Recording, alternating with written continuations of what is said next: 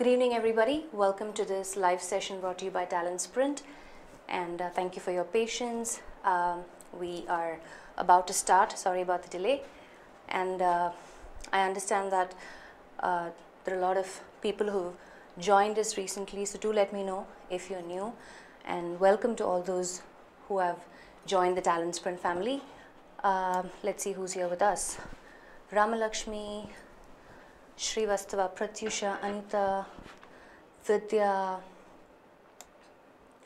Ashok, Janani, Sajid, Shweta, Meha, Girish, Rajashekar, Jaydev, Kiran is here.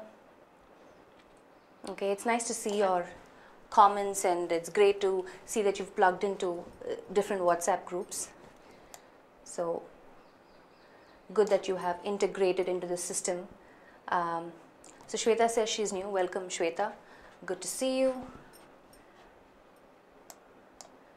And then we have a whole lot of people who've joined us. So great.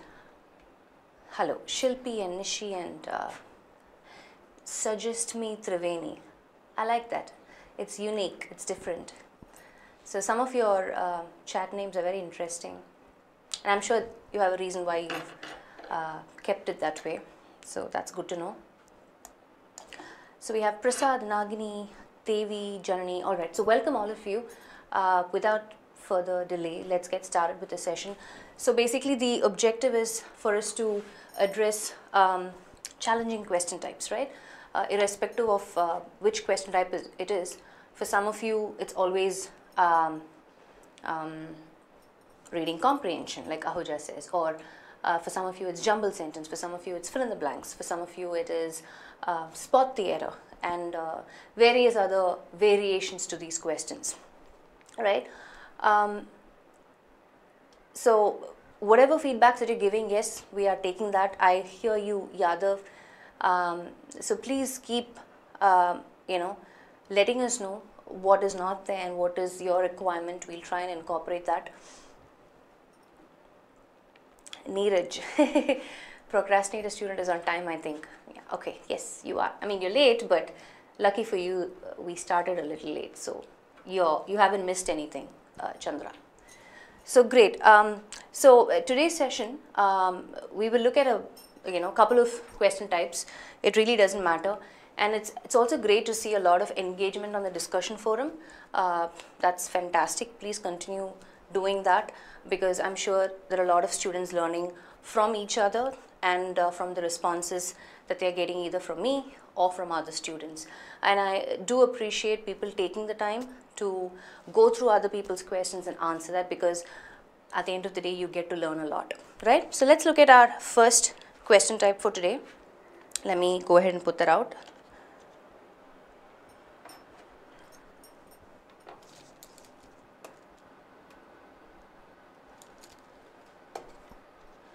Okay, so the first one that we have here is, as you can see, is a jumble sentence, and whenever we have, more than 4 or 5 sentences, we panic when it's jumble sentences. And top of it, if the sentences are too long, that's another stressful factor, right? But as always, looking at we don't need to get into a frenzy mode just because of the length of the jumble sentence, or how long it is. We don't have to decide its complexity based on the look and feel of the question, right? In fact, this might be one of the easiest sequences to unravel. You never know.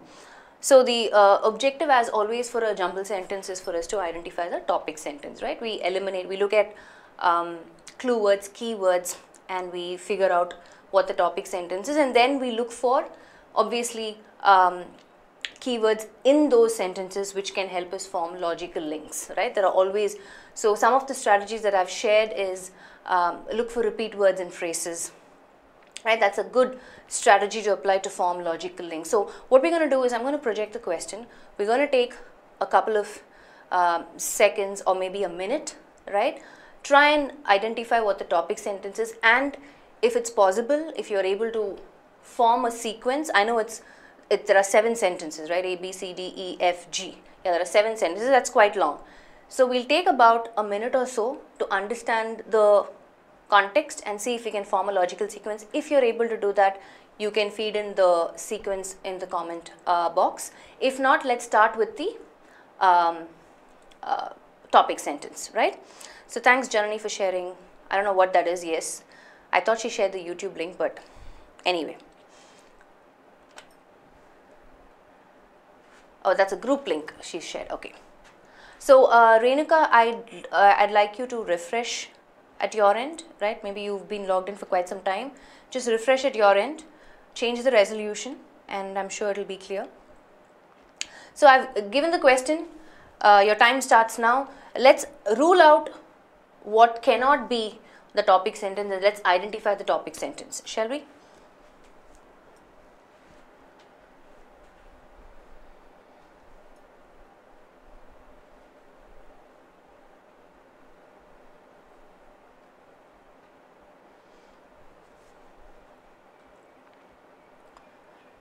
So those of you who are not, having trouble viewing the screen in terms of clarity, Muthu has shared the YouTube link, so you can use that.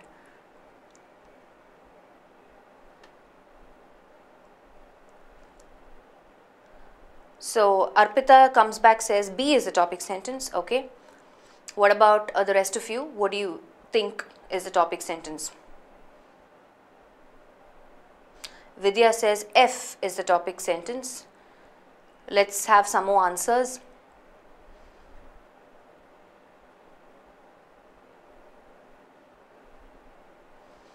Ramalakshmi in bold puts investment and other funds. Okay.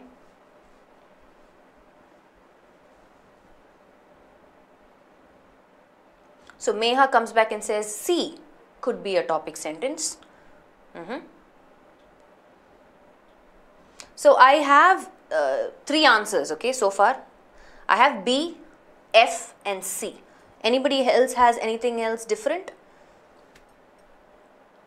So it's between B, F and C, okay. So let's quickly address our first step, which is to identify the topic sentence, right? We at least have to get 1 mark correct, if not the whole sequence. And if you, what is, my next question to you is, what is the repeat word throughout the context? Are you able to identify any repeat word throughout the context? I'll give you a couple of seconds to tell me what is the repeat word. So Vijay Kumar has given an explanation. Okay, I will keep that in mind. But tell me, what is the repeat word throughout the context? What is that one word that is throughout, very easily you can spot it? Investment. Yes, Dhyanesh, right? Everywhere you see, it's either talking about, even if you look at A, I have investors, I have investment, right? That is the one repeat word which I see throughout the passage. You agree? Investment, different types of investment are mentioned here, right? So I have an idea that this context revolves around investment, right? I have that idea. Now for those who said the topic sentence is B, let's read that sentence. It says, investments by foreign investors, including non-resident Indians, into these vehicles will no longer require FIPB approval. So my clue is these vehicles, which means these vehicles have already been discussed in a previous context, right? So B cannot be my topic sentence. What are these vehicles, right? I need to know. These vehicles have already been discussed earlier in the previous sentence. So obviously B cannot be my topic sentence, right? So let's rule that out. So those who said B, that's incorrect. And then some of you came back and said C. Let's read C. AIFs and other investment vehicles, if controlled or managed by Indian sponsors, will not be subject to sectorial caps on FDI or other restrictions with respect to their own portfolios. Now, this is a sentence which is giving me a lot of information, right? What are AIFs? Other investment vehicles. Other investment vehicles meaning there is some sort of investment vehicles being discussed earlier? Yes or not?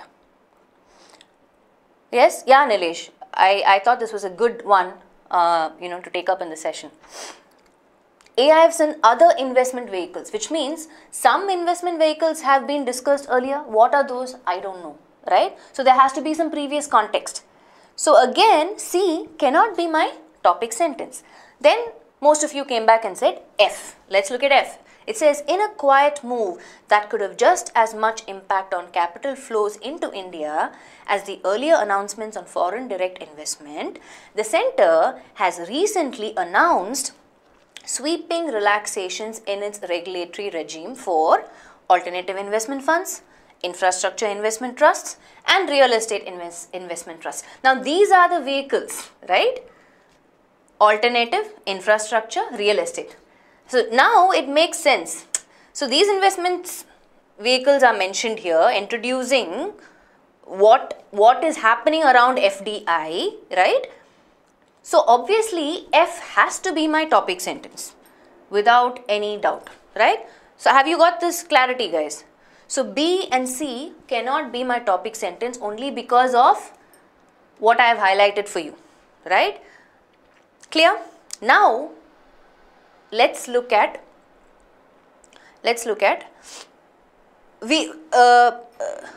a vehicle is something that transports or carries, is a medium through which something is happening, right? So when they say investment vehicles, we are talking about the different types of investments here. That's what it means, Dhyanesh, to answer your question. Now let's go back. So F is our topic sentence. Now that we have established that yes boss, this context is about investments and it's mentioned these, and pay attention to the different types of investment vehicles that I've mentioned. I highlighted that as well, right? Alternative investment funds, infrastructure investment funds, real estate investment funds. Now you tell me, what can be the next logical sequence after F? Pawan says FDA, Ashok says FD, Kiran says FB. So I have already highlighted clue words for you. You need to tell me what is the most logical sequence after F.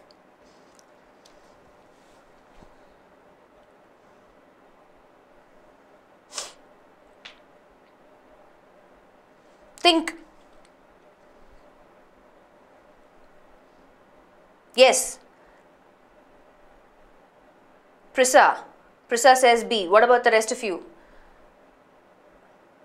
Nagini says B. Vidya says D, but okay, so some of you, the ones who said D, right? Most of you have come back and said D. Let's address that. It says this relaxation. Pay attention to that. That's your clue phrase. In F, is there any relaxation being mentioned?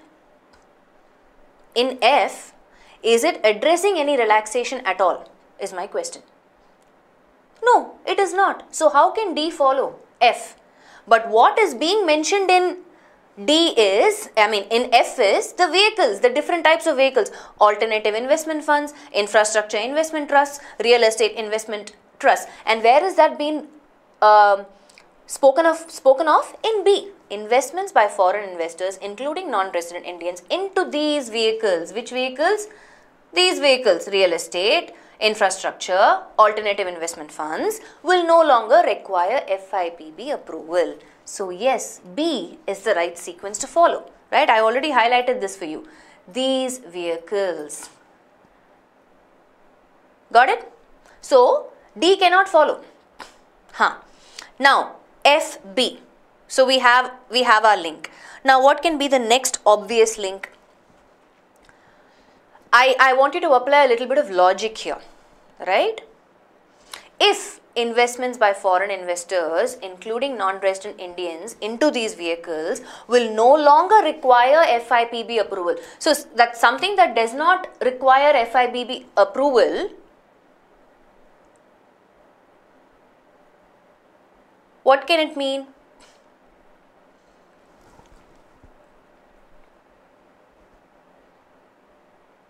We are getting there. Somebody, Anand says, why not C? Yes, we will get there. But let's look at what can be, because C, if you look at C is talking about, it's giving me additional information saying it's referring to restrictions, sectorial caps, and it is, yes, it's addressing AIFs and other investment vehicles, no doubt.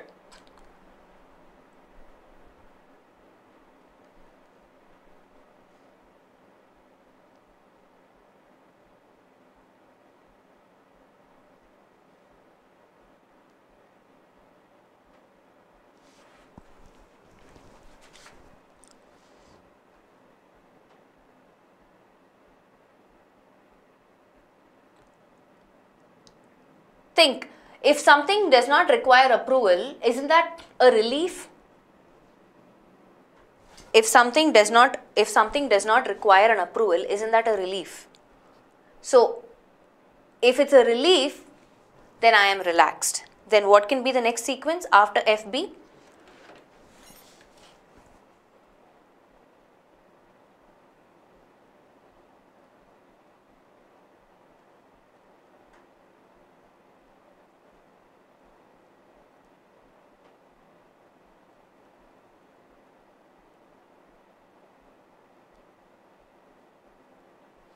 Picture not clear. Resolution. Yes, Shilpi. FBD. Yes, if I don't require approval, if I don't have to go through a procedure, that causes me a relief. That is relaxing for me. I don't have to break my head. This relaxation should allow PVVC funds, infrastructure funds and REITs with an Indian exposure to tap into a much larger pool of global risk capital without procedural delays. FBD. Yes, without procedural delays, right? So for me, my clue word is, so because I don't require the FIBB approval, that is a relaxation to know that, right? That is a relief to know. And this allows India, a much larger pool of Indian exposure to tap into a much larger pool of global risk capital without procedural delays. Now, procedural delays being the clue word. Yeah. Priya has given me an entire sequence, but I'm just going to hold on, right? Srivastava also has given me the entire sequence, but let's quickly look at it. So, is there a sentence that is talking about some sort of a procedural delay? Which sentence is that?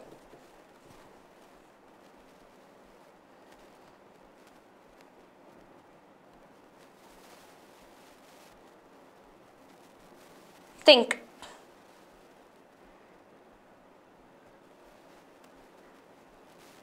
I'm not too sure, Sakshi.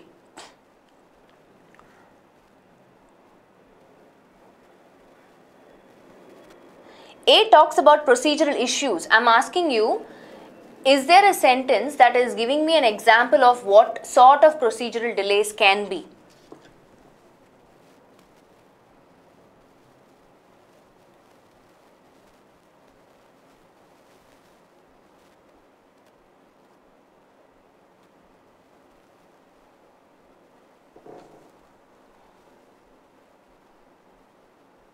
No, you guys are getting confused just because you're seeing procedural issues here. I'm saying,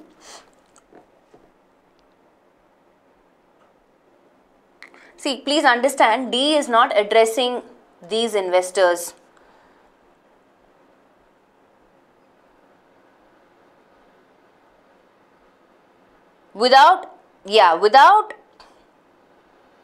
Yes, Anand, you would be right. Divya, you would be right, right? Why? If you look at AIFs, it says AIFs and other investment vehicles, if controlled or managed by Indian sponsors, right?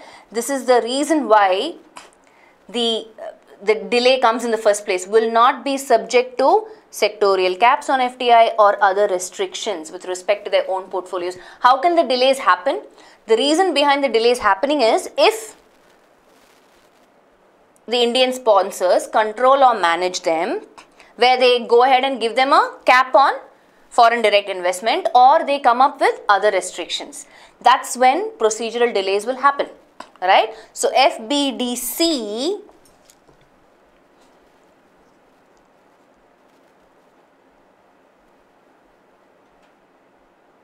right? Now, in my C, I am introduced to something called sectorial caps on FDI and other restrictions. Look for repeat words and phrases. After C, is there a sentence addressing the sectorial FDI caps? Which is that sentence? After C, which is the sentence that is addressing FDI sectorial caps?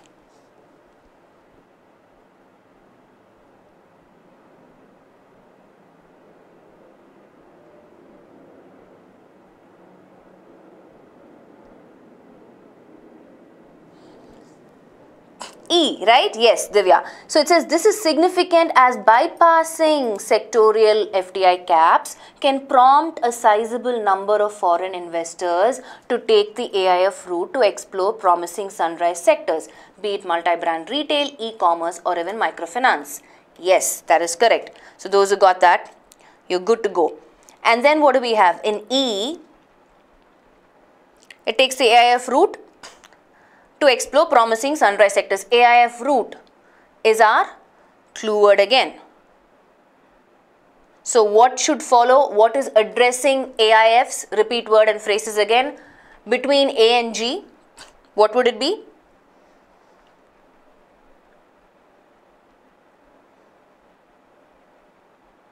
Sweta, unfortunately we keep the timing based on the majority of people available for the session, right? That's why we've chosen this. AIFs is addressed in, read the entire sentence, G or A? Yes, G, Giresh and Chandra Neeraj, correct again, right? Clear definitions have also been put in place on what would constitute India-sponsored AIFs. So if you look at E, it says, this is telling you a significant thing, right? It's saying, it's a positive thing, right? This is significant as bypassing sectoral FDI caps and prompt a sizable number of foreign investors to take the AIF route to explore promising sunrise sectors, be it some of the sectors that are mentioned is multi-brand retail, e-commerce and even microfinance. And keep in mind also this clue word, right? Clear definitions have also been put in place on what would constitute India-sponsored AIFs. So, in the AIF route, not only are these sectors going to be explored, but also keeping in line with what else is happening around AIFs is mentioned in G, right? So, if you look at it, in terms of repeat words and phrases, the definite links are EG, where your clue is AIF. The definite link between C and E, right? These two are definite links. CE, because I have sectorial caps on FDI, which is the repeat word and phrases. So I'm just going to put the links here. So, you know, in case you say, hey, how come this and this are connected, right? EG, AIF link. CE, sectorial caps link, right? On FDI. That's the link, right? DC, we're only talking about how in terms of procedural delays are mentioned, right? And this relaxation we already said, right? That comes from the fact from B, because if something does not require an approval, that is a relief and that is the relaxation that it brings. So F, B, D, C, E, J, and the only one left is A. What does A say? While this, so both E and G are giving me positive things. So it's saying while this may help resolve some vexatious procedural issues plaguing these investors, some clarity on aspects of taxation such as the applicability of withholding tax to exempt investors is required. So A is more like a probable solution. It's saying, hey boss, I understand that you're telling me this is possible, these are all positive things that can happen. However, please keep in mind that we need some more clarity on aspects of taxation, such as, given the example, that is something that is required, that is something that we need to keep in mind. So A is almost like a closing sentence, culminating the entire sequence saying, okay, this is what the context is. I understand these are some of the things, these are some of the sectors we want to address, these are some of the promising things that are happening. However, this is something that we need to keep in mind as a final, look into factor, right? So the entire sequence is, so those who, some of you came back and said AG, no, after E, but that's not the case. So couple of you got the entire sequence except for the last two, which got mixed up, but for the most part our complete and correct sequence is F, B, D, C, E, G, A. I'm going to write this down here again. F, B, D, C, E, G, A. Yeah. So when you follow this, go back, look at logical sequence, try and analyze aspects. I know some of you have gone completely with, you know, repeat words and phrases, and you've got some sequences incorrectly, but please go through the entire sentence to understand the context in its complete meaning. Yeah, so I'm just going to give you a couple of minutes to go through what we just completed, and if you have any doubts, if you have any clarifications, you can post it. Let's brainstorm a little more if you need clarity.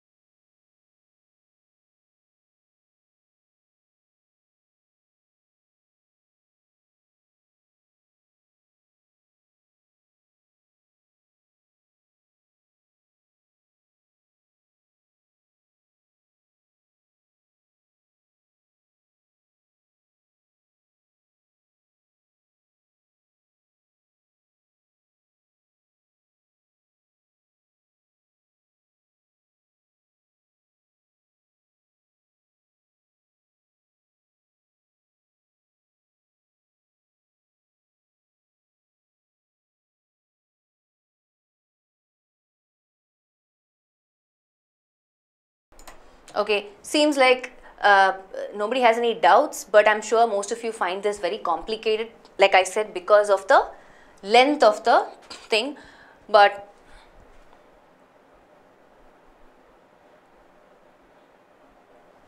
okay, so most of you are coming back and say, how come C follows D? Let's quickly look at that. Right, for some of you it might be clear, but I totally understand if some of you didn't get that. So let's go back and just address that bit. How come some of you feel, how come C follows D? Is that the question? Let me understand. How come E follows C?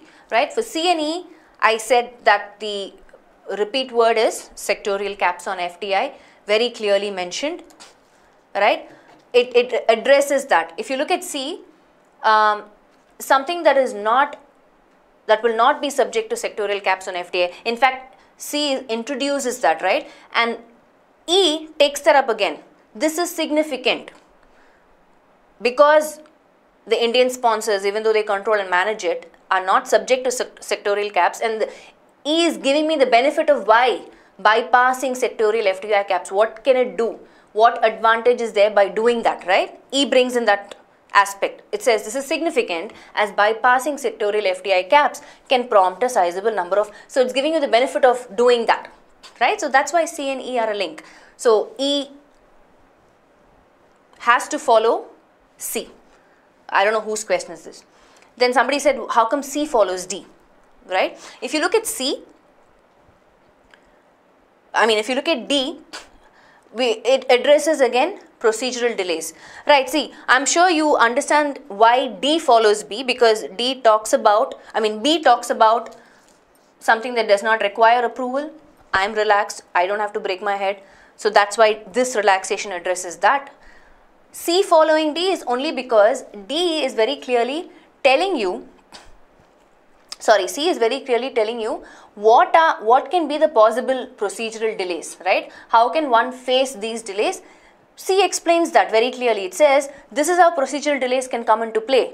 1, restrictions, whatever restrictions. 2, sectorial caps on FDI. So when the sponsors are controlling and managing you, right? And when these two happen, obviously they're going to be, always remember, if there is a restriction, which means something that is not allowing you to move forward, something that is causing you some sort of a delay, right? What is the meaning of restriction? A restriction means something that is hampering you moving forward, right? Something that is stopping you from going forward. And that obviously will cause a delay, right? Just logical connect there. And that's why C follows D. Yeah. So like I said, guys, I totally get what you're saying. All of us are at different levels of capturing information and understanding concepts, right? So just by this one time you may not follow it. You may have to listen to it one more time. So please do that, right? Rajashekar says, I want to listen to it one more time. So those of you who are slightly confused with the sequence, listen to it one more time. I'm sure it will make logical sense for you. Yeah? Indra, that will answer your question. So at the cost of not repeating myself and irritating others who have got the concept, who have understood the sequence, we're going to move forward to our next question type. Let's see what it is. Okay, so obviously as we can see, it's a double blank, right? And let's read, and for fill in the blanks, a couple of things. Most of you are aware of the strategies that we follow when it comes to fill in the blanks. We're always focusing on words after the blank, before the blank. Why? Because we can identify collocations, associated words. That's one strategy. Another strategy is we are always looking for context meaning, right? Is the context giving me positive meaning, negative meaning? Accordingly, I will identify options, words from my options. 3, I'm also looking for, is there any grammatical aspect that I need to apply, right? That again will come under collocations, where I'm saying, certain prepositions go with certain verbs, certain prepositions go with certain adjectives. That's part of collocations, in fact. Very technical, but yes, that's something that we keep looking at. And we also have to eliminate the wrong answer choices once we understand what the context meaning is. So let me project the first question. Yeah, I want you to come back, though maybe you will get the answer, but we're going to dissect and explore this question in a manner where we have to understand why not the other options, right? That's what learning is all about. That's when we learn something. So question is out there. Take a moment, take a look at it, and you tell me what is the answer and why.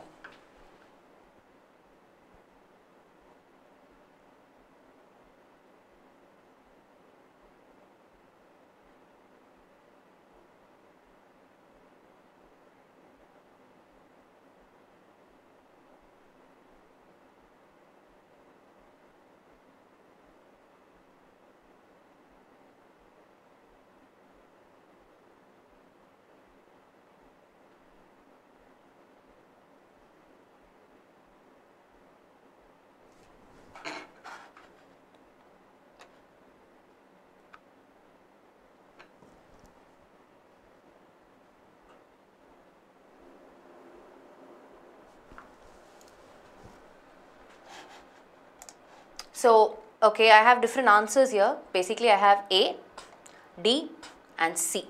1 and 2 eliminated. So, I have different answers, right? But we have to look at it. So, let's address step by step. India cannot have a banking sector which is dash and a set of bankers who are dash to lend when the upturn comes. Okay. So, my question to you guys is, since all of you have given me different answers, basically I have everything, I think. A, B, C, D. Thankfully, nobody has said E, none of these. So, it's between A, B, C, D. So, we have to look at this, right? Now, my first question to you, I will answer your question, Soundarya. What does hobbled mean? We will answer that.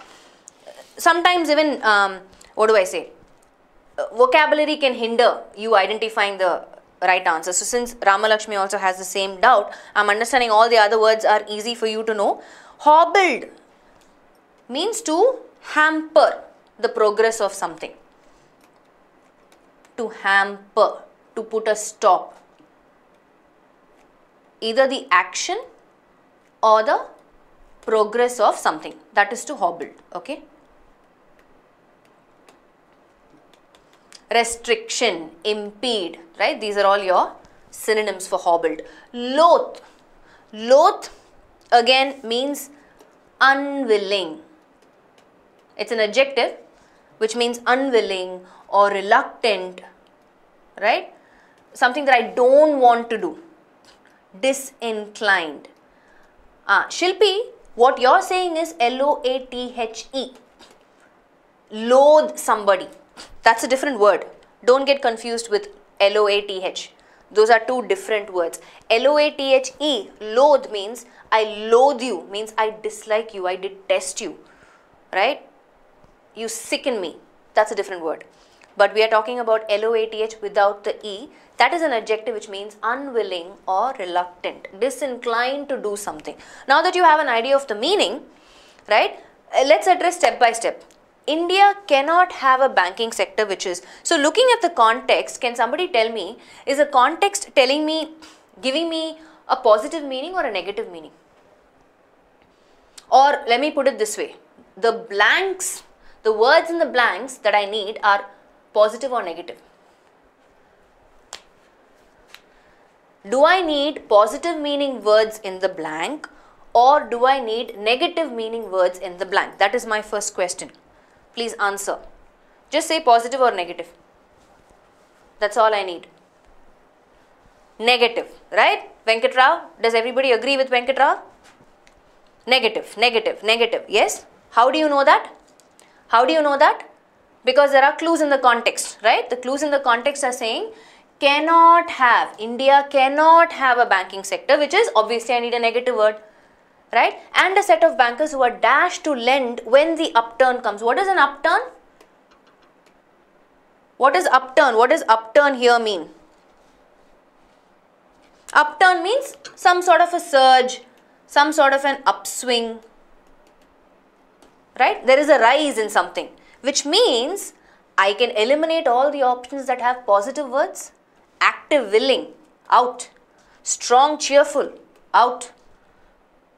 Right? I have to choose between C and D.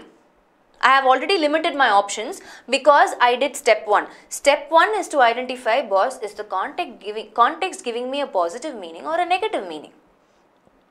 Right? Is the context giving me a positive meaning or a negative meaning? I know that the blank needs negative words, so I will obviously eliminate all my positive words. Nagini, I have just given you the explanation of what hobbled is. Now between C and D, you tell me which option will fit the blank logically and meaningfully. Let's read. India cannot have a banking sector which is unsteady, yes. Hobbled, yes. Second blank. And a set of bankers who are dislike to lend or loath to lend. Unwilling to lend or dislike to lend. Which will be the right word? Meaningfully. It has to be D, na? Yes, Girej, Shilpi, correct. It has to be D. It cannot be C because dislike does not fit in the second blank. It is not giving me, as far as grammatical construction goes, dislike cannot fit in the second blank, right? You can't say, so basically what we're saying is, boss, when there is a surge or an upswing, ideally the bankers should lend. But that's why it's saying India cannot have a banking sector which is hobbled, meaning which is hampering the action or the progress of something, which is impeding something, and a set of bankers who are loath, meaning who are unwilling to lend when the upturn comes. So because ideally when there is an upturn, we want the set of bankers to lend something to us. So India doesn't want to have a set of bankers who are unwilling to lend when the upturn comes. Are you following the context? A lot of us struggle because we don't understand the meaning that the context is bringing to us. That's why we have chosen wrong options, right? Some of you said A, some of you said B, some of you said C. The reason why we choose wrong options is because, one, I don't know the meaning of hobbled and loath, right? If I knew the meaning, then maybe I would have identified D as my option. But you can always limit, narrow down your choices so you're closer to the answer. But obviously you need to select the right answer. That's when you will get your marks, right? But the idea for us is to apply the strategies that we already know. Understand context. Yes, you have to have good vocabulary, no doubt about it. If you knew the meaning of hobbled and loath, I'm sure you would have picked that as the option, right? But even then, option C, in terms of construction, set of bankers who are dislike to lend, it's incorrect, no? It just sounds incorrect. You know it cannot be. So even if you don't know the meaning of option D, by just looking at dislike, the second blank, you can just say, boss, it cannot be C, it has to be D. Chalo, I don't know the meaning, but still, how can it be C? Option D is like, option C, dislike is like, all over the place, right? So, yeah. Thank you, Vijay. So, you need to pay attention to the context. Always, the context will give you clues. Fill in the blanks, that's the beauty. Context will give you clues. You need to identify those clues. Okay? See, you always dislike something. You don't dislike to do something. That's not the construction, no? I dislike something. I dislike you eating ladar. I dislike you not talking to me. Right? You dislike something. You don't dislike to do something. You like to do something. Henna, look at the construction. How will we say when we use the word dislike in a sentence? How will you say? No, but it's not just reading newspapers is not enough, right? You can read. You can improve your reading fluency. Vocabulary is another factor altogether. The only way you can improve your vocabulary is by constantly, what do I say, applying those words, right? How many words will you remember till your exam? Right? Which means you have to keep going back to those words.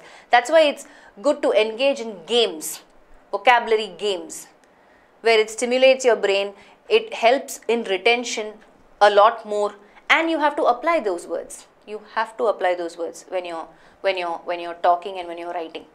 Yeah? That's what I'm saying, Anil.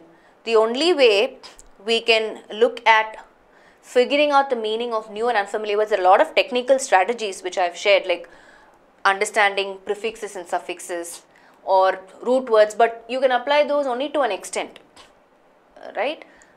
Some words you just have to know the meaning. You either know it or you don't know it. How do you know it? In context. How do you remember them? Go back, keep applying them. Yeah, that's a different topic. I think I'll take that up for another session. Let's move to our next context.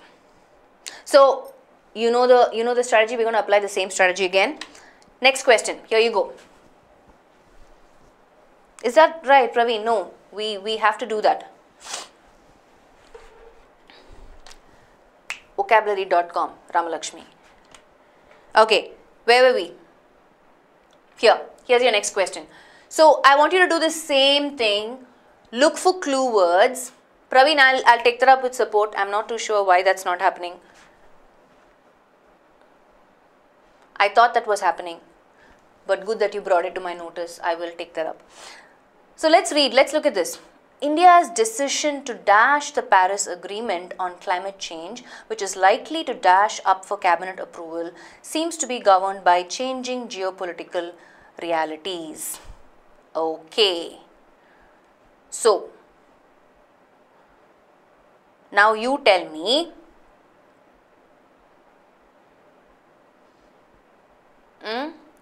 I already have some answers. Neelab, Ben Santosh and Surya and Satish say option E. Ajit also says option E. Anybody has anything different? Bessie says E.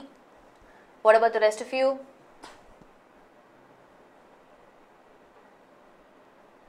Rajashekar says D. Srivastava says C. Yes.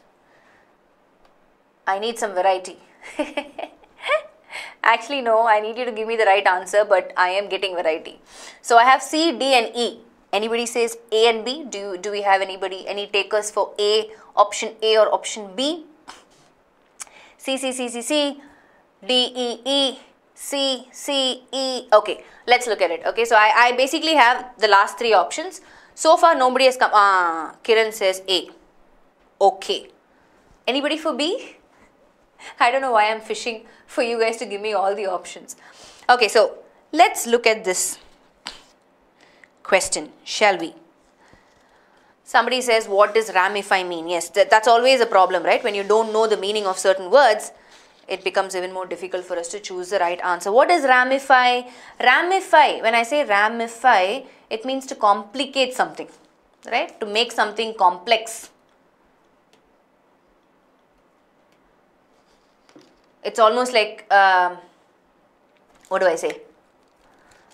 To develop complicating, consequences. Basically, just think of it as, you're just complicating stuff. Yeah? So, Praveen and somebody else also asked this question, so I'm explaining what ramify is.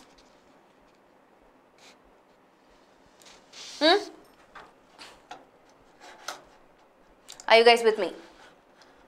Any other words that are hampering your decision to identify the right option? Any other words that you need clarity on?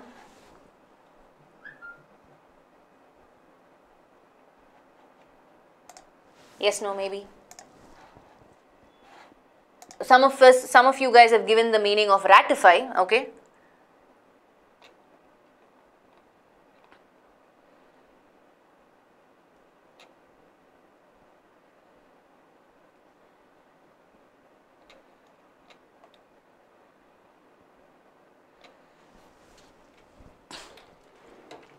So basically imagine, where you're kind of, actually there's another meaning to ramify as well, where you're trying to separate or divide into more components, right?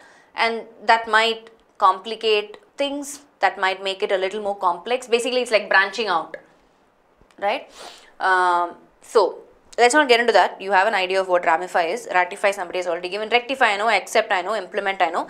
Every other word is easy, okay? So now let's look at what can we eliminate. What is the context, right? India's decision to do something to what? To the Paris Agreement on climate change. So in my first blank, if I look at it, India's decision to rectify the Paris Agreement on climate change. Now that doesn't make logical sense to me actually, right?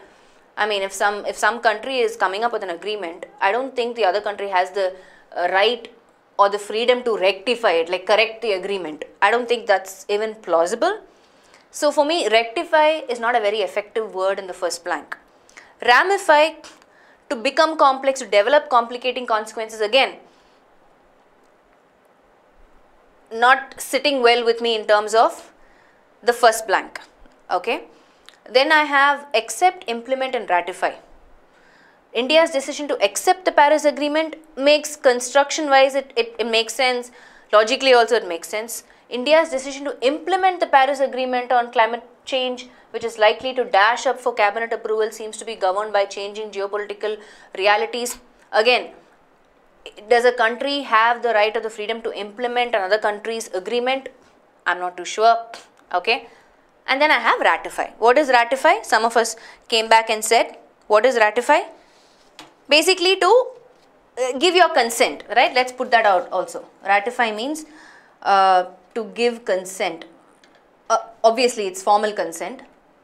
Give consent to something where, you make it valid. You are agreeing to it, right? It's almost like, I'm okay with this. You're signing off on it, saying, okay, boss, good to go, right? It can be a treaty, it can be a contract, it can be an agreement, whatever it is. So, even if I'm not too sure about the blank 1, I'm going to move to blank 2, right? Because all my blank 2 are phrasal verbs.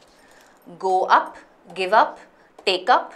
There's no more up. So I can obviously eliminate option D. It doesn't make sense. The second blank, which is likely to more up for cabinet approval, that's just illogical, right? I can immediately eliminate option D. So those who said option D, I'm sorry, it's incorrect. And I have come up, right? I have to choose the right phrasal verb. Is it go up? Is it give up? Is it take up? Or is it come up? Which means I need to know the meanings of all these phrasal verbs. A little bit of knowledge on phrasal verbs is going to get you through this question, is going to help you arrive at the right answer for this question. Now let's look at it, right? India's decision to accept the Paris Agreement on climate change, which is likely to go up for cabinet approval. Go up means what? Some sort of a rise. Not making sense to me. Give up? Definitely not. What is the meaning of give up? If I say, hey, don't give up, what am I saying? Boss, press on, hang in there, don't lose hope. I want you to continue, I want you to try. So that's not the right phrasal verb in this context, right? I will eliminate. Option B. Go up also I will eliminate. Option A. Thankfully, I don't know, one or two of you came back and said A, but that is incorrect. Go up is not the right phrasal verb. Give up is definitely not the right phrasal verb, right? I have to choose between take up and come up. Take up and come up. So if I say take up as a phrasal verb has different meanings, right? If I say, hey, I took up this assignment, which means what? I agreed to do that, right? Phrasal verbs, remember, has different meanings. So in the context, this decision for them to either accept or ratify, which is likely going to be, what is the meaning that the second blank is bringing? Boss, this is going to be discussed, this is going to be considered, they're going to talk about this, this topic is going to come up in the cabinet approval, right? That's the meaning I'm looking at. So do I need take up or come up? What's the meaning of come up? What is the meaning of come up? These two are out, right? What is the meaning of come up? Think, tell me. Let's look at some context, right, which that might help you. So I'm going to give you context for take up and I'm going to give you context for come up. You tell me which is the right phrasal verb that should go in the context.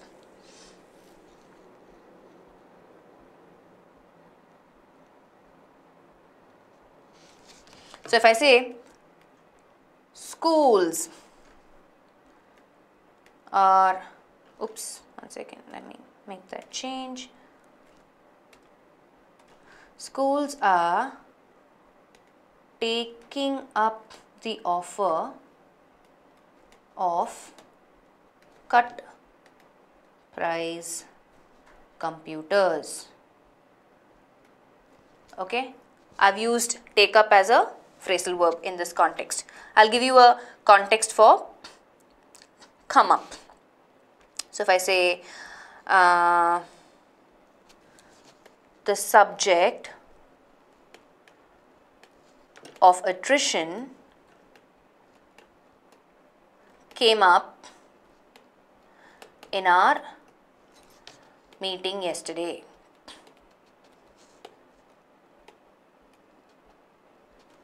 Came up, right? Came up. I've given you another context for come up. So in these two, what meaning does it bring? Schools are taking up the offer means what? They are accepting that offer, right? The subject of attrition came up in our meeting yesterday means what? What does it mean? It was either mentioned or discussed, right? And in our context, what is the phrasal verb that I need? Sorry, bye. I think there's not enough place. So what is the, I'm reading it out as I, right? Exactly, Bessie, right? That's the meaning that I need. We are saying, boss, this decision for them to either accept the Paris Agreement or give their consent for the Paris Agreement on climate change is going to come up in the cabinet approval. It's going to be discussed. They're going to talk about this. They're going to address this. This issue is going to be, yes, seems to be governed by changing geopolitical realities. So even if you say go up, Sneha, logically another country's agreement to rectify, to correct it is not the right word in blank one, right? And in fact, go up is not the right phrasal verb at all.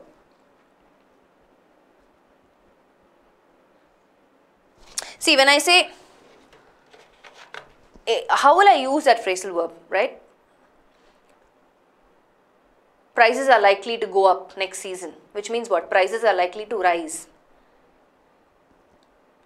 right? That is how you will use that phrasal verb, ideally. So in the context, we are not talking about prices rising.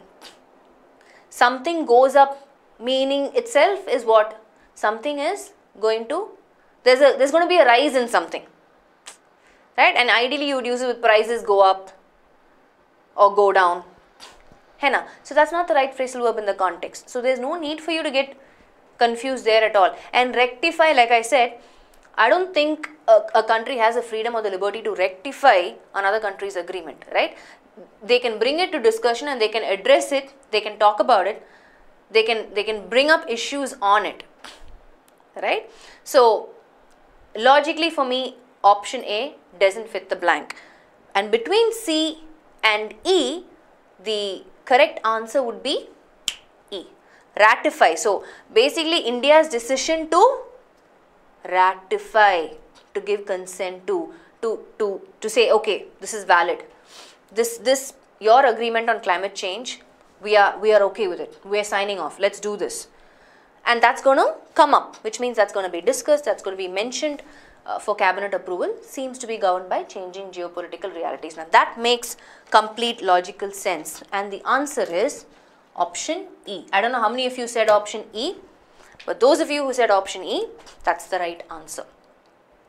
Are you guys with me? Do you have any questions?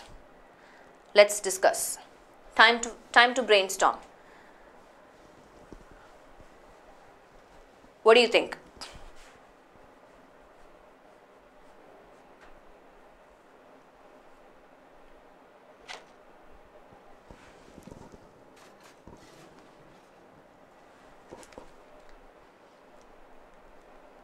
Got it now? क्या passage है बाबा Ahuja? The thing is, I'm taking up questions that have been collated for the session, but I don't know if you're talking about the closed passage or the reading comprehension passage. Either one, I can take it up, no issues. We will have a lot of sessions, right? I will take it up, if not in today's session, the next session. Ratify. I've mentioned it there. Who's this? Logeshwaran.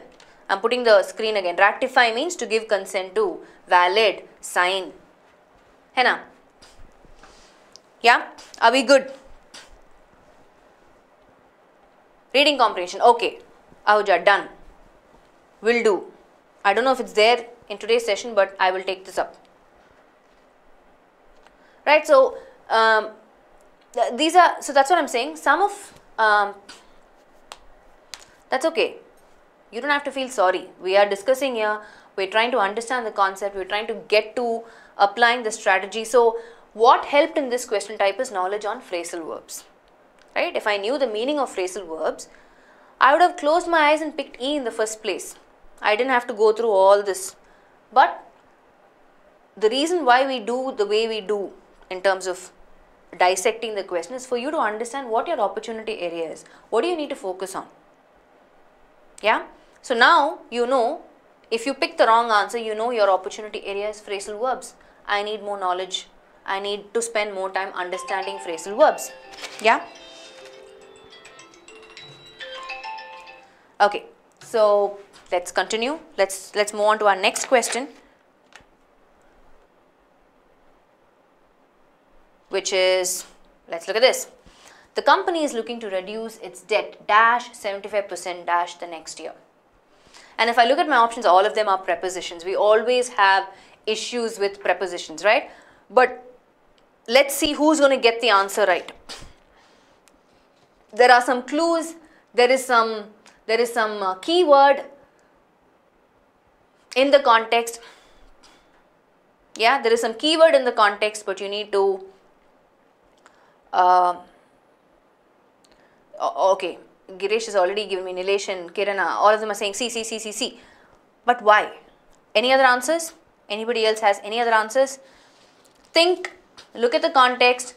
What are your keywords? What are your clue words? Is this a question that's going to be unanimously C? No, I see one E. Who is that? I see an E again. Divya. Divya says E. Venkatrao says E. Sneha says B. Aha. So I do have some variations again. It's not just one answer. I have multiple answers, as usual. I love it. So Neeraj says reduced is the keyword. Yes, I agree with you, Neeraj. That is our keyword. So I need to look for prepositions that get associated with that word, right? That's your keyword. As soon as you identify the keyword, what can you quickly eliminate?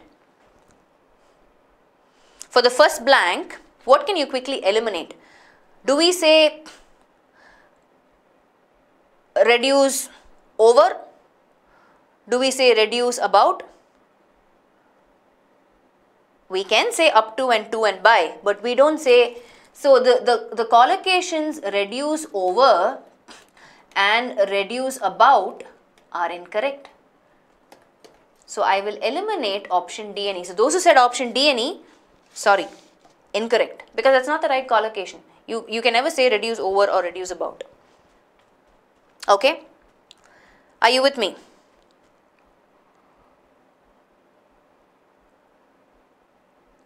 Now, let's look at A, B and C. If I'm saying, I can say reduce to, some of you came back and said, hey, let's reduce only is followed by. That's not true. Reduce is also followed by to, right? Which means I have to understand the difference between reduce to and reduce by. When do I use what?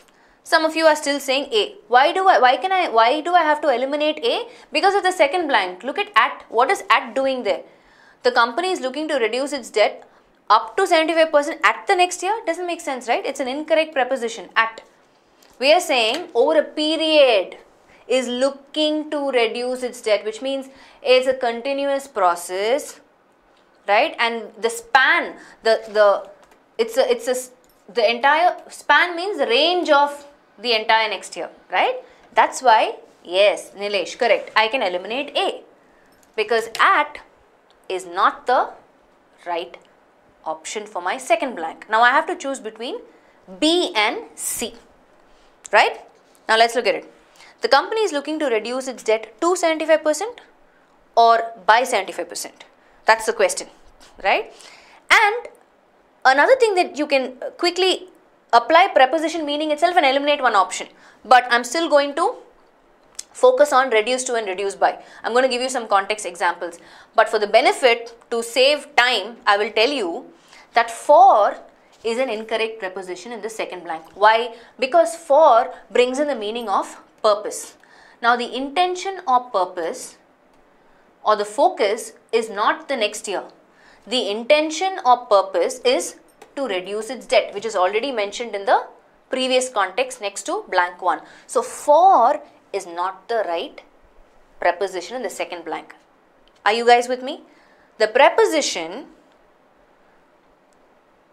that brings in the meaning addressing, hey, we are talking about the span, the next year, anytime in the next year, the span over the next year, over this period of the next year. And that's why option C is our answer. But let's quickly look at the difference between reduce by and reduce to. Anand, yes. Let's look at that. Now, so usually whenever you use reduce by, there's a percentage that comes with it. Let me give you some example sentences. So I can say,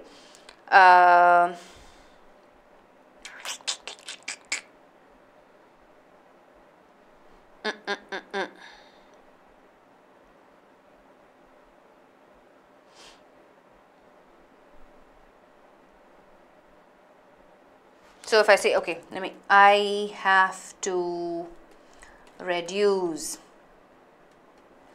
your allowance by 2 rupees per week until you pay me. Right? That's a very small amount. Let's say 50 rupees. Okay, whatever it is. So whenever you're talking about a percentage or an amount,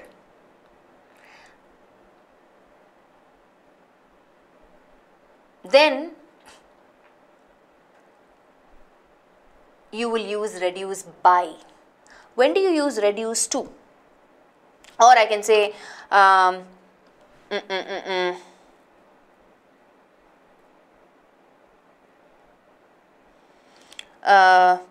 I will reduce the bill by a few rupees.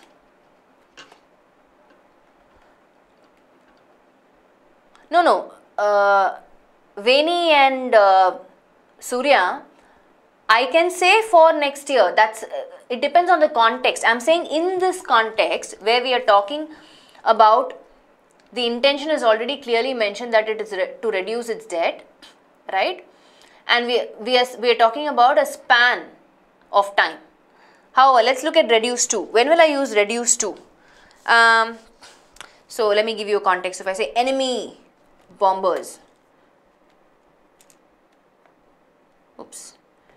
enemy bombers reduced the city to rubble. Rubble means to ashes, to nothing, right? Enemy bombers reduces. So basically they bombed it and the city became ruins, nothing left of it, right? Only mud and sand and particles of bricks and stone, right? Or you can reduce someone to despair. You can reduce someone to tears, bring them to a particular state of mind or condition, right? To despair or to tears. Yeah?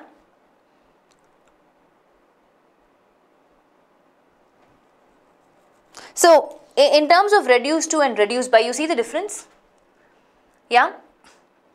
It's not just about future tense or past tense, it's about context itself.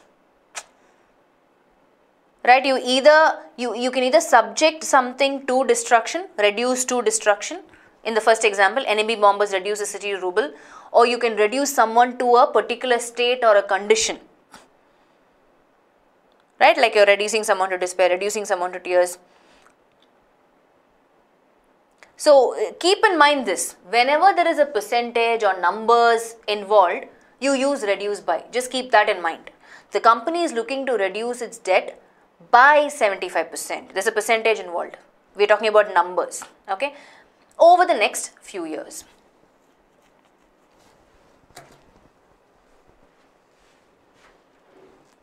So to address Surya's and others, somebody else had a example sentence, right? Can I say for 1 year? Yes, you can say. It depends on the context, right? I can say for the next 1 year, I have planned to not take leave, right? So it totally depends on the context. The purpose changes in the example that I gave you. Yeah? I'll give you another example for reduce to. Let me write it here, okay? Wherever there is space, I'm writing it here so you don't get confused. Let me say the depression reduced many to begging on street corners. Yeah. So what are you saying here? The depression reduced many to begging on street corners. So it brought them to that level. Right? Depression meaning obviously some sort of a downflow, where there is no money, whatever. So people resorted to begging on streets. That's the level it brought them down to. Reduce someone to a certain state, a certain condition. What, Preet? Are they phrasal verbs and idioms? No, Baba. These are just collocations, right? Verb plus preposition collocations. Reduced to and reduced by. They're not idiomatic in nature, and I could say phrasal verbs to an extent, because phrasal verb is a combination of a verb plus preposition or an adverb. Yeah.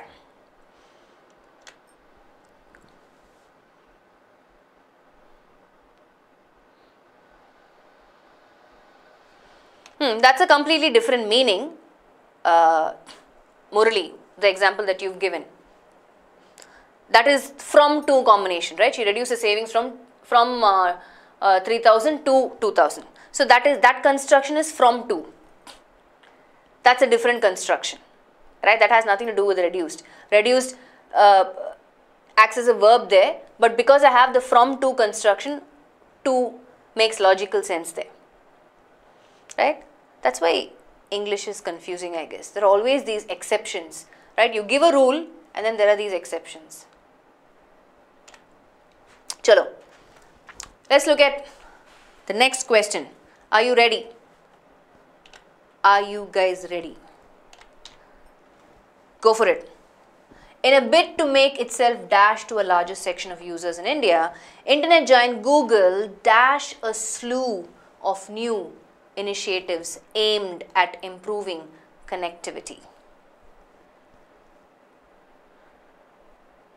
In a bid to make itself dash to a larger section of users in India, internet giant Google dash a slew of new initiatives aimed at improving connectivity. What's a slew? What's slew, guys? Any idea what slew is?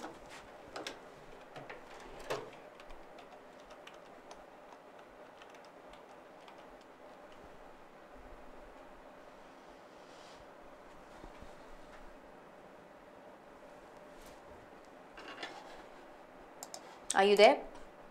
A. Okay. B. Sneha says B.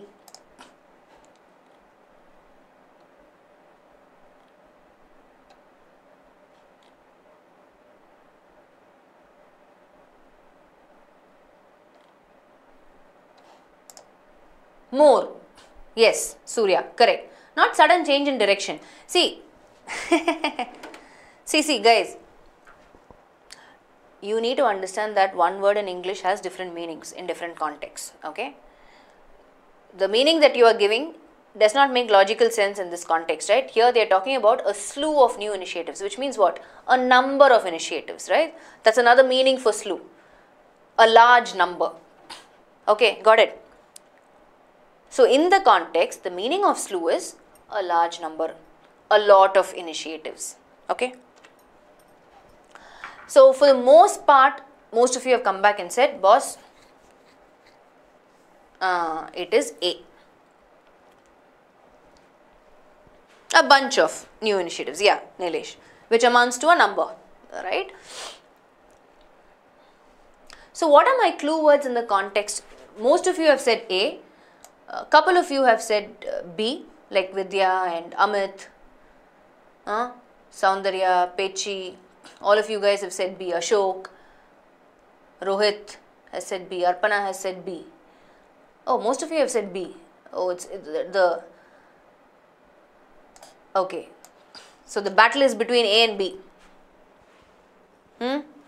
Everything else is not. So now my question to you guys is, can you identify clue words in the context? Can you tell me what are the clue words in the context?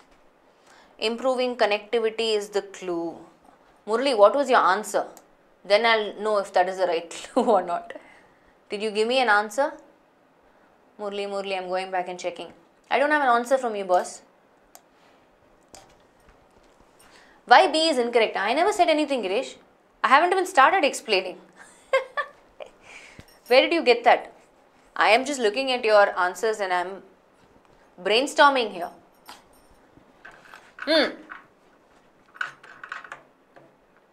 We will relieve you of your confusion, Surya. Chalo, tell me now. What is the clue word?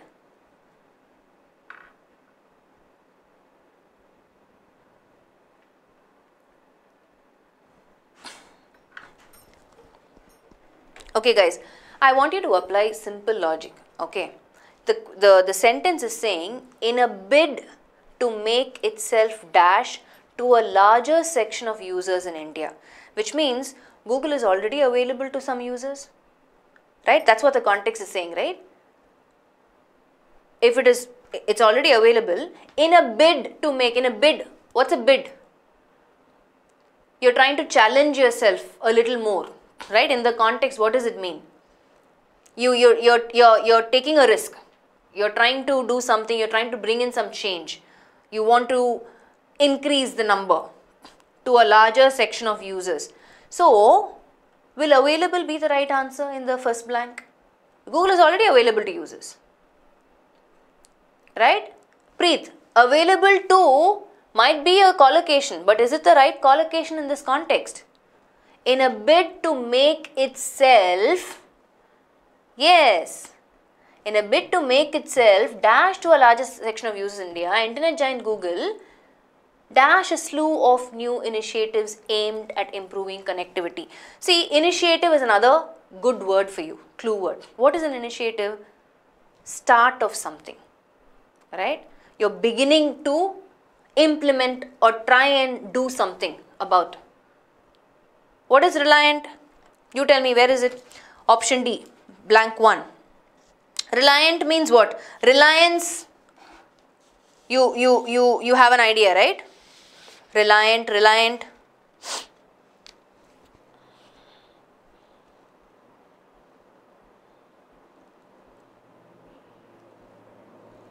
Comes from the word, yes, dependent.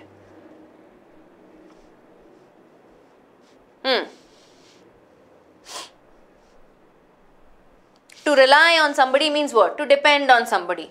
Reliant is an adjective. Yes, Reshmi has put it. So, if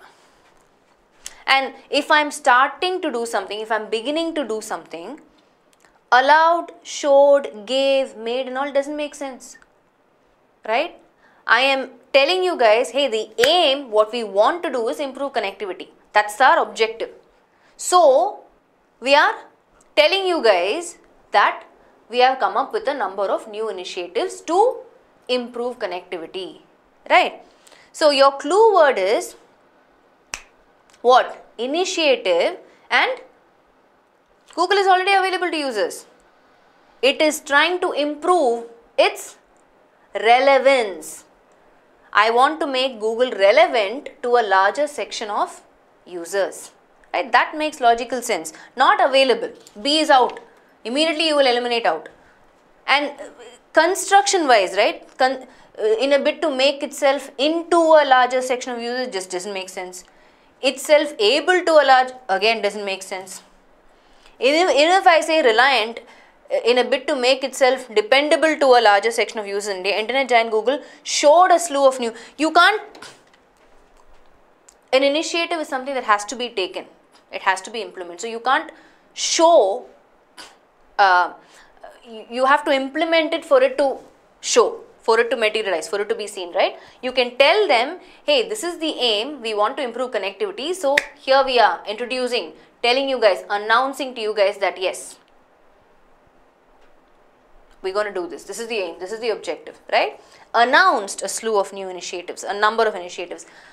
Who is this? Relevant means, you tell me. Matters, important, right? Haven't you heard people asking you, is this relevant, Ramalakshmi? In this session, is this question relevant? I'm asking you. What does it mean? In this session, is this question important? In this session, is this question necessary? Right? Something relevant means something necessary, something important, something needed. Yes, your question is relevant, no doubt. I just used that as an example.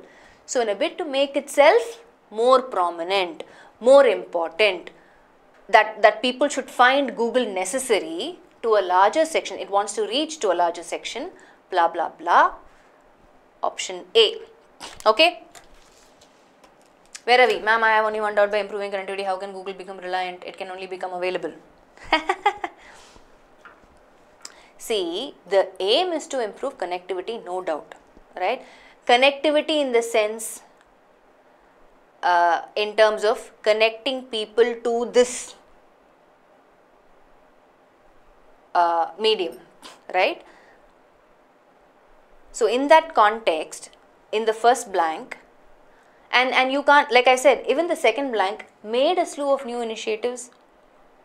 You can take initiatives, right? The right collocation is, you take this initiative. You can't make an initiative. You can implement an initiative, right? In terms of collocation, the second blank just doesn't make sense. Are you following? Are you with me? I want you to take an initiative, boss. Nobody says, I want you to make an initiative. Incorrect. Shweta, very much. I have a kid also. Okay. So, are you guys clear? Are you guys clear? See, I want you, if you're confused, right? That's why it's important. See, in this context, some context we said we have to focus on phrasal verbs. Some context we saying we have to have an idea about collocations, right? You take initiative, you don't make initiative. So I need to know the difference between what is the right collocation.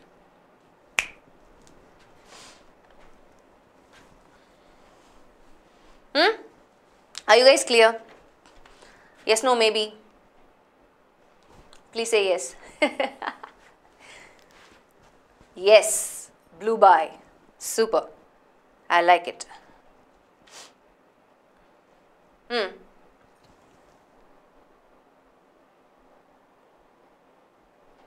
Can we look at one more question? Yes, do we have time? We will make time. Let's look at one. Let's look at this last one. India's competitiveness has improved across the dash in goods, market efficiency, business sophistication and innovation. What do you think? What do you think is the answer? Why? What's our clue word in the context?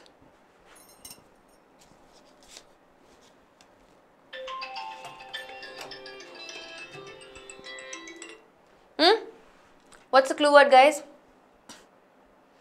D. Ahuja says D. Everybody else says what?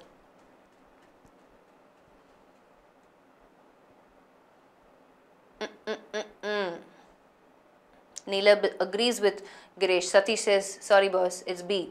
B for boy. B for Bengaluru. B for Bombay. BD.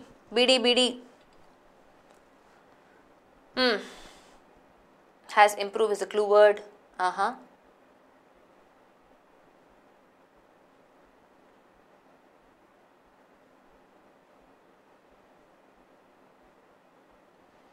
C. Some of you are saying C.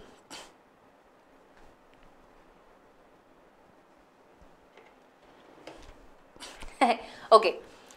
What I want you to do is, okay, if you're confused, again I'm having all the options except A, I think. B, C, D. Somebody said E? I don't know. So what I want you to do is, let me put the question back. A. Anil and Bala says A. Now, India's competitiveness has improved across the line, border, states, board, limit. What can I eliminate in blank 1? What can I eliminate in blank 1 which is not making logical sense? Think about it. Across the line means what line? Across the border means what are we talking about? Which border? Where?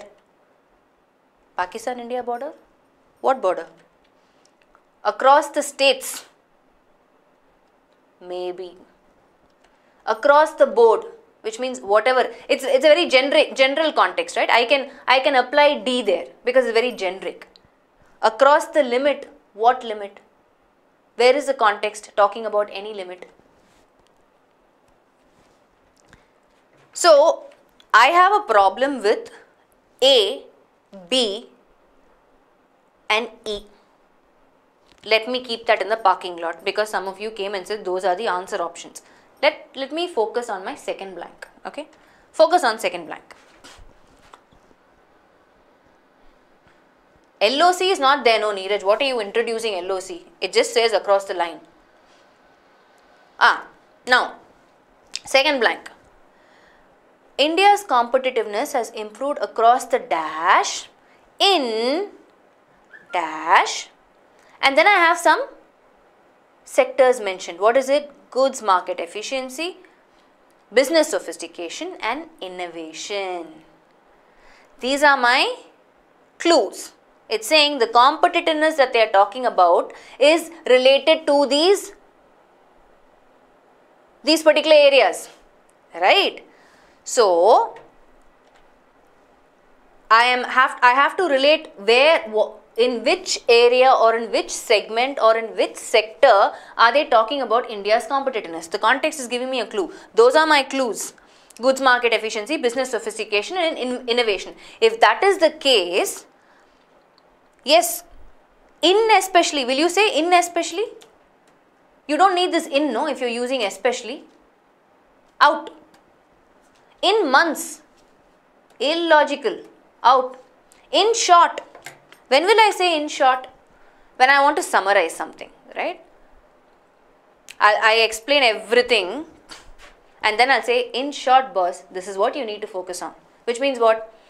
Yes, I have told you all of this explanation, but I want you to focus on this. In short, to summarize, to put it simply, so that you will get the point. In short, that's not what the context meaning requires, right? So, in short also is incorrect.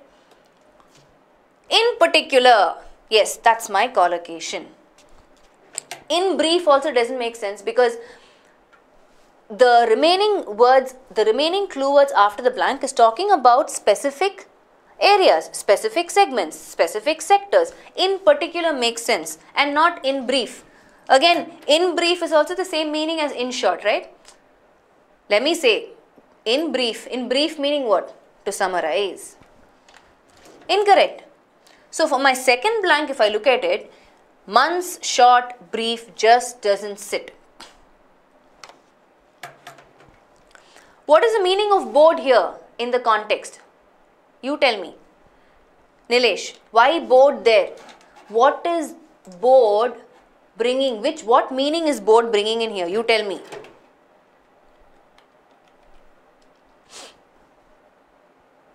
Across board means what?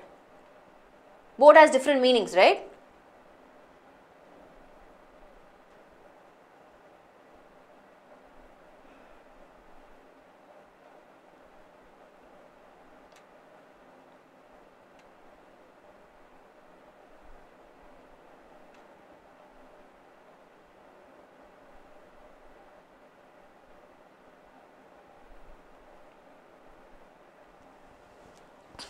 So, see, I know that board of directors, meaning that's a different meaning.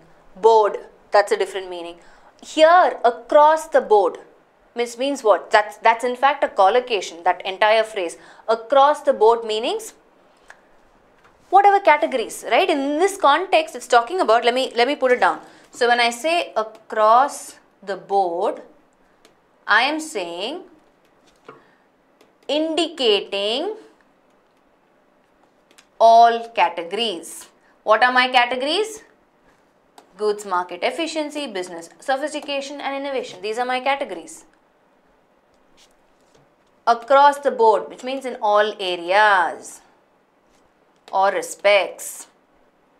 Are you with me? Are you guys with me? Are you following? Across the board is in fact a collocation, which means across all categories, across all segments, across all sectors, whatever the context is addressing. So, we always have to keep in mind, we cannot limit or restrict ourselves to saying, hey, board, I only know this meaning when it comes to board. You need to look at the context. Across the board is a context, is a collocation. Yeah?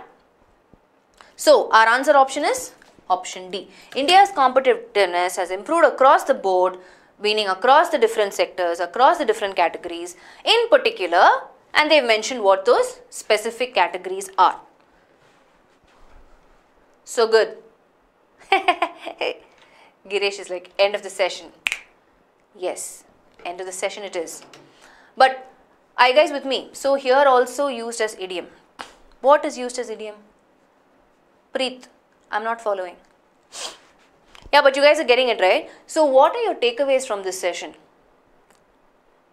Some of you are having opportunities with phrasal verbs. Some of you are having opportunities with collocations. Some of you are having opportunities with vocabulary, right? These are your opportunity areas, which means you need to go back and focus more on these. Soundarya, finally mine one answer is correct in this session. Also, kaha baba? There's no also no in this context. Preet, I'm getting confused.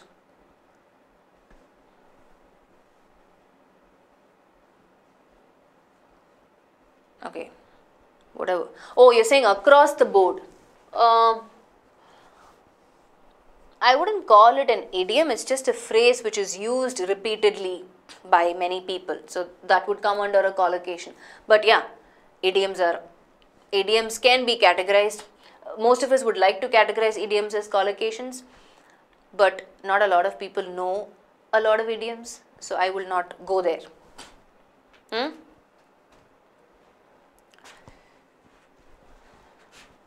What matters is how much of learning we got.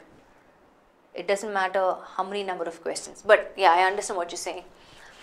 The idea is reading the context is more important. That's my takeaway from this session. Yes, good. So I want you to look at these sessions as an opportunity for you to focus on your challenging areas. Go back and know, okay, what do I spend time on this week? What do I improve on this week? Yeah. So that should be your focus. Always measuring yourself versus your own performance and what you know and what you don't know. That's what you need to do in every session. Make the most of these sessions and don't limit yourself only to these sessions. Of course, you need to go back and do your own homework, which a lot of you, I hope, are doing. So all the very best. Continue to stay focused, and I will see you guys in the next session. Yeah? You want a class on phrasal verbs? Got it. Planning. Always a challenge. But you can follow our next session will be on next Wednesday. I mean, of course, we will have other sessions for talent sprinters. We're going to have sessions, right, throughout the week. The rest of you, next Wednesday. You're going to get a different subject though, so be prepared for that. Alright? Eat well, sleep well, plan well. Somebody was asking for planning. Done, Chandu. I think even Giresh wanted reading comprehension to be discussed. I'll take that up in the next session. Yeah, but the other guys continue to post questions in the forum. We always have good, constructive discussions there, so don't forget to do that. Okay, classes on tense and verbs. Okay, I'm going to make a note of all the requests. I'll try and dissect it and see how we can do that in this session. Yeah. Not just AIM, in fact, I had taken up challenging questions from the forum as well, right? The jumble sentence that we discussed first is Nilesh's question. So we'll mix and match. Thank you, Anand. So the rest of you, I hope you've gone through the tips and tricks section. Please do so if you haven't. Will be done. Okay, guys, gotta go. Bye, take care. Stay focused. Yes, we will have special classes. We'll keep you informed. Can I leave?